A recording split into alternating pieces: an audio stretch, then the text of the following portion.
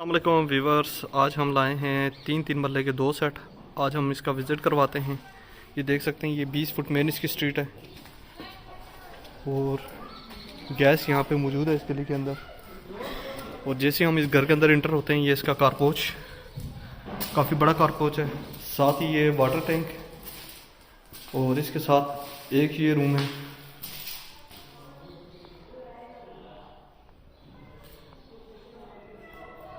Ceiling work हुआ हुआ माशाल्लाह से इसमें।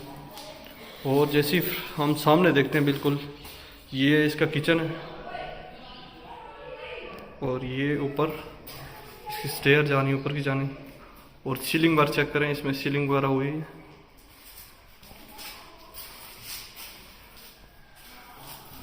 और ये इसका वॉशरूम है सेंटर में जी।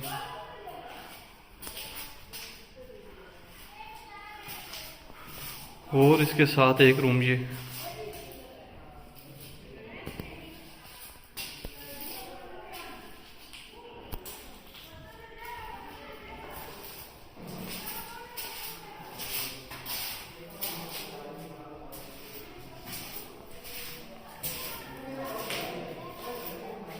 अगर आपको हमारी ये वीडियो अच्छी लगी हो तो हमारे पेज को लाइक कर दें, सब्सक्राइब कर दें और बेल नोटिफिकेशन के बटन को प्रेस कर दें, उस वीडियो को आगे शेयर कर दें। Thank you.